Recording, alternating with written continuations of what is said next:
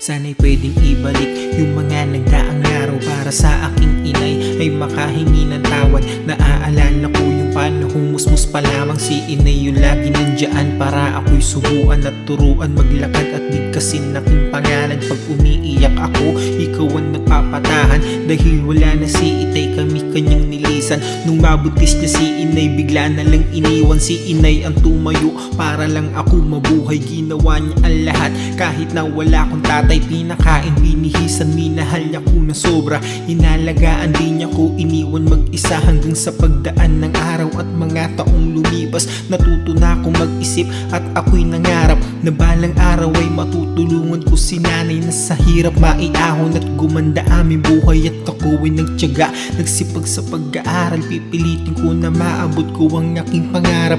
Alam ko na magiging masaya na si inay dahil ito pangarap niya sa'kin at kanyang dasal. Pangako ko sa'yo inay na magtatapos ako, gagawin ko ang lahat para po ito sa'yo. Salamat po sa sakripisyo at inyong pagmamahal. Wala ko dito sa mundo kundi dahil sa'yo inay. Paglipas pa ng mga panahon, mga nagdaang araw, nagkaroon na rin ako ng mga tropa at kaibigan. Masaya, puro tawanan, parang walang problema. Mga kaibigan ko, tinuring ko na rin pamilya. Isang araw pag uwi ko pagkatapos ng eskwela, ako'y hinayang magsaya ng aking mga tropa. Kami mag-iinom pero ako ay napaisip, pag nalaman to ni nanay baka sa'kin siyang magalit. Pero ako'y tumuloy at ako ay pumunta. Unang beses ko mag-iinom kaya meron kaba at kami ay nag-inuman hanggang sa malasing ako'y nagsusuka. Halos hindi alam ang gagawin at pag uwi ko sa aming bahay, nakita ko ni nanay. Nagulat siya, ako'y lasing, ako'y inalalayan. Pinunasan niya ako at ako ay sinubuan ng pagkain at ako'y kanyang muling inalagaan. At sinabi niya sa'kin, anak huwag ka maglalasing, tayo na lang ang magkaramay. Kung pwede wag mong gawin, wag mong hayaan na masira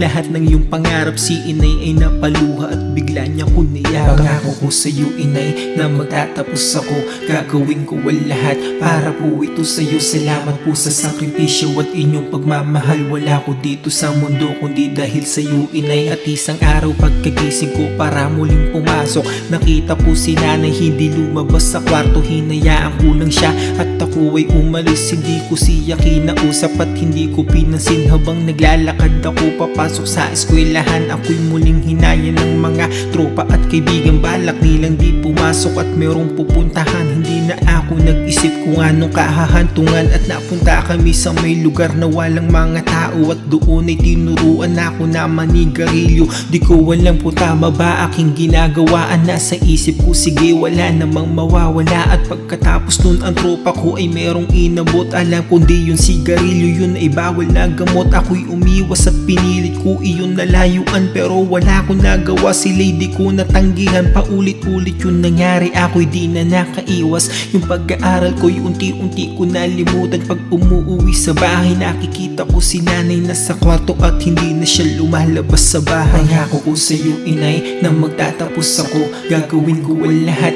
para po ito sa'yo. Salamat po sa sakripisyo at inyong pagmamahal. Wala ko dito sa mundo kundi dahil sa'yo inay. At si inay pinuntahan ko siya doon sa kanyang kwarto. Nakita ko si nanay, ang laki ng pinagbago. Hinayaan ko lang siya at humingi ako ng pera. Kinuha ko pitaka niya, ako'y merong nakita. Puro reseta at mga tableta na gamot ang nasa loob. At si inay ay merong inabot sa aking pera. Kinuha ko't bigla ko siyang iniwan para makabili ng droga sa mga kaibigan. Hindi na ako pumapasok, di na ako nag-aaral. Nalimutan ko na rin pangako ko sa akin nanay. Nalulung ako sa droga, sa alak, sigarilyo. Nalimutan ko lahat dahil natuto kong magbisyo. Gaya na dati, ako'y lasing na umuwi na bahay. Pagbukas ko ng pintuan ay nakita ko si nanay nasa sahig nakahiga at wala ng buhay. Ayoko maniwala dahil parang dito tunay. At ako ay may nakitang may papel na merong sulat. Nung binasa ko natulala, takot sobrang nagulat. Anak mahal kita kaya ayoko to sabihin. May sakit akong dinaramdam na ayaw kong aminin. Yung pambili ko ng gamot ibinigay sa'yo para ikay mapasaya at mabigay yung gusto mo. Hindi na ko magtatagal anak, mag-ingat ka palagi. Tuparin mo ang pangarap mo ano man ang mangyari. Hiling ko lang sa'yo na magtapos sa pag-aaral. Tandaan mo na sobra kitang mahal aking anak. Di ko walang manararamdaman naman matapos kong basahin. Hindi sana to nangyari kung hindi dahil sa akin. Patawad po inay, hindi na kita mayayakap. Wala na kong nanay na sa'kin mag-aalaga. Nasira ang lahat-lahat ng aking pinangako. Ako'y nabulag sa mali na sa'kin nagpabago. Huli na ang lahat, ang dami-dami kong sinayang. Nung buhay ka pa inay, hindi kita naalagaan. Nasaan ka man ngayon, sana po'y iyong malaman na sobrang mahal kita aking inay. Patawad, salamat po sa sakripisyo at pagmamahal. Wala ko dito sa mundo kundi dahil sa'yo inay.